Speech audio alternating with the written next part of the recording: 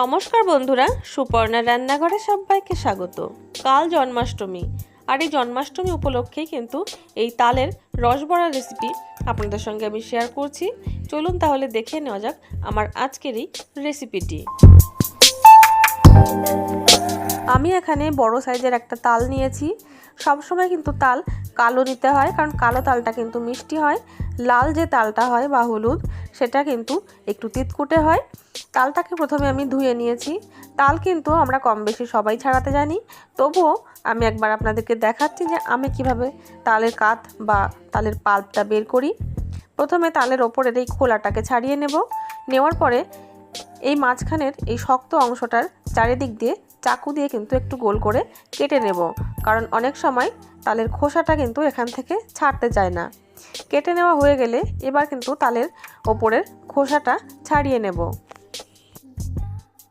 তালের খোসাটা কিন্তু ছাড়িয়ে নিয়েছি। এবার তালের আটিগুলোকে এইভাবে কিন্তু ভাগ করে নেব। তালটা বড় ছিল, তার জন্য কিন্তু 3টে আটি হয়েছে। এবার এই মাঝখান থেকে ওই শক্ত অংশটা কিন্তু বের করে ফেলবো। এবার আটিগুলো পুরো ছাড়িয়ে নিচ্ছি। এবার হাতের মধ্যে সামান্য একটু জল দিয়ে তালের ওপরে ছড়িয়ে দেব। তারপরে কিন্তু তালগুলোর একটু চটকে নেব, তাহলে কিন্তু তালের পাল্পটা খুব ভালোভাবে বেরিয়ে যাবে। তাল যদি খুব ভালো নরম হয়ে থাকে তাহলে কিন্তু খুব বেশি চটকানোর প্রয়োজন হয় না।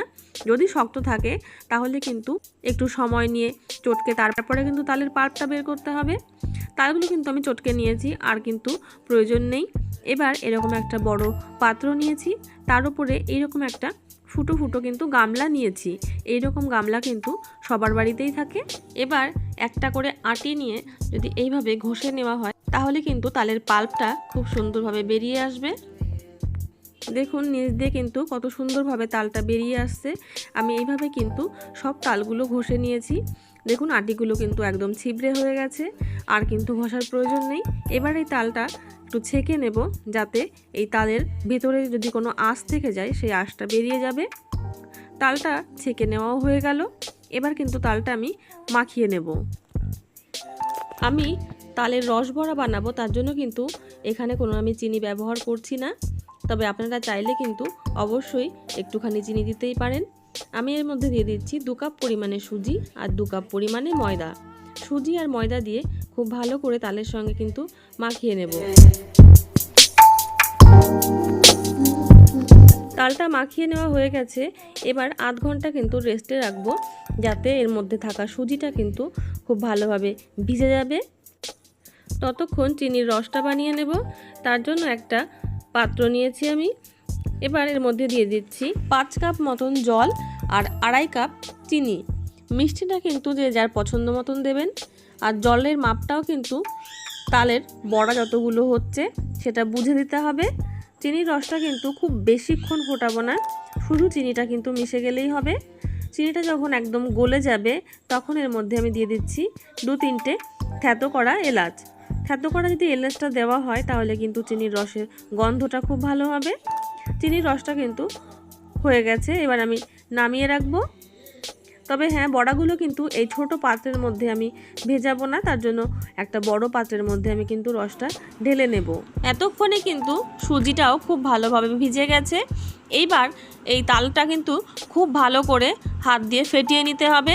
5 থেকে 7 মিনিট সময় নিয়ে কিন্তু কাজটা করতে হবে। যদি ভালো করে তালটা ফেটিয়ে নেওয়া হয় তাহলে কিন্তু বড়াগুলো খুব ভালো ফুলবে, ভেতর থেকে কিন্তু একদম নরম হবে, আর রসে দেওয়ার পরে কিন্তু ভেতর পর্যন্ত রসটা ঢুকে যাবে। আমি প্রায় 5 থেকে 7 মিনিট ফেটিয়ে নিয়েছি। তালের কালারটাও কিন্তু অনেকটাই চেঞ্জ হয়ে গেছে। এবার গ্যাসের উপর একটা কড়াই বসিয়ে দেব। তার মধ্যে দিয়ে দিচ্ছি বেশ কিছুটা পরিমাণে সাদা তেল। তেলটাকে কিন্তু গরম করে নিয়ে গ্যাসের ফ্লেমটা লোতে করে দেব। তারপরে অল্প অল্প হাতের মধ্যে তাল নিয়ে এইভাবে কিন্তু গোল গোল বড়ার মতন দিয়ে দেব।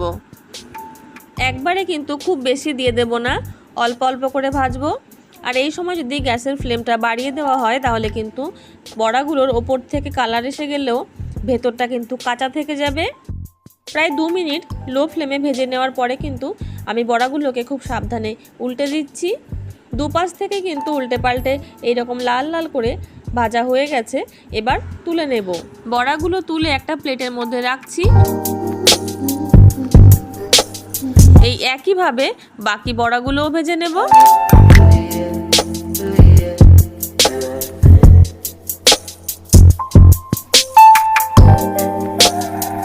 এই বড়াগুলো ভাজা হতে থাক, ততক্ষণ প্রথম ব্যাচের যে বড়াগুলো আমি ভেজে রেখেছিলাম সেই বড়াগুলো চিনির রসের মধ্যে দিয়ে দেব। আমি একইভাবে কিন্তু সব বড়াগুলো ভাজার পরে রসের মধ্যে দিয়ে 5 থেকে 10 মিনিট মতন ভিজিয়ে রাখবো। তাতেই কিন্তু বড়াগুলো খুব ভালোভাবে ভিজে যাবে। 5 থেকে 10 মিনিট পরে ফিরে আসছি। প্রায় 10 মিনিট কিন্তু বড়াগুলো আমি ভিজিয়ে রেখেছি। দেখুন এখনও কিন্তু গরম ধোঁয়া বেরোচ্ছে। চিনির রসটা কিন্তু ঠান্ডাও হয়নি, তাতেই কিন্তু বড়াগুলো একদম ভিজে নরম হয়ে গেছে। তৈরি হয়ে গেছে আমার আজকের রেসিপি তালের রসবড়া। এই তালের রসবড়ার রেসিপি আপনাদের কেমন লাগলো তা কিন্তু আমাকে কমেন্টে জানাতে ভুলবেন না। ভালো লাগলে ভিডিওটিকে লাইক এবং চ্যানেলটিকে সাবস্ক্রাইব করে নেওয়ার অনুরোধ রইল। চলে আসবো অন্য কোনো নতুন রেসিপি নিয়ে আপনাদের সামনে। ততক্ষণের জন্য নমস্কার। সবাই ভালো থাকবেন, সুস্থ থাকবেন।